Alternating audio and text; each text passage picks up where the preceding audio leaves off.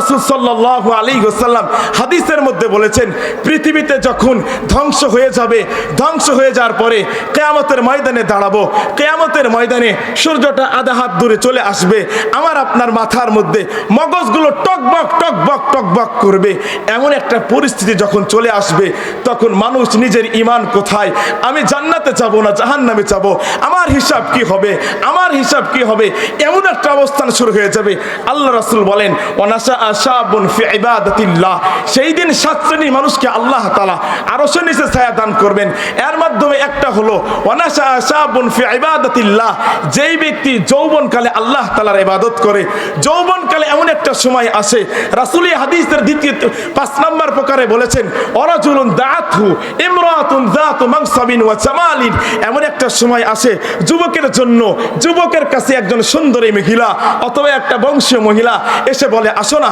আমি তোমার সাথে জিনা করব, আমি তোমার সাথে ব্যভিচার করব। কিন্তু যুবক ওই সময় নিজের ঈমানের পরিচয় দেয়, ফাকালা ইন্নী আখাফুল্লাহ, আরে ইসলাম ধর্ম গ্রহণ করেছি, মুসলমান হয়েছি, আমি তো পৃথিবীতে কাউকে ভয় করি না,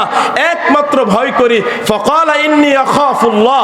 একমাত্র ভয় করি আল্লাহকে। সুতরাং যদি যুবকটা ওই সময় সেই এই জিনাহ থেকে বিরত থাকে, আমার আল্লাহ তাআলার বক্তব্য সত্য, ওয়াদাল্লাহ লা ইউখলিফুল্লাহু ওয়াদা, আল্লাহর ওয়াদা কখনো খেলাফ হয় নাই। সূরাতুন নাজিআতের মধ্যে আল্লাহ তাআলা বলেন, ওয়া আম্মা মান খাফা মাকামা রাব্বিহি ওয়া নাহান নাফসা আনিল হাওয়া, কোন ব্যক্তি যদি যৌবনকালের সময় যে কোনো অবস্থায় গুনাহ করতে মন চাচ্ছে, গুনাহ করতে মন চাচ্ছে, কিন্তু একমাত্র শুধুমাত্র আল্লাহ তাআলার ভয়ে নিজের ঈমান রক্ষার্থে, নিজের ঈমান ঠিক করার জন্য, আমার ঈমানের পরিচয়, আমার তাকওয়ার পরিচয় আল্লাহ তাআলার ভয়ে যদি সেই ব্যক্তি গুনাহ থেকে বিরত থাকে, আল্লাহ তাআলার বক্তব্য হলো ফা ইন্নাল জান্নাতা হিয়াল মাওয়া, ওই ব্যক্তিকে আল্লাহ তাআলা জান্নাত ওয়াজিব করে দিবেন।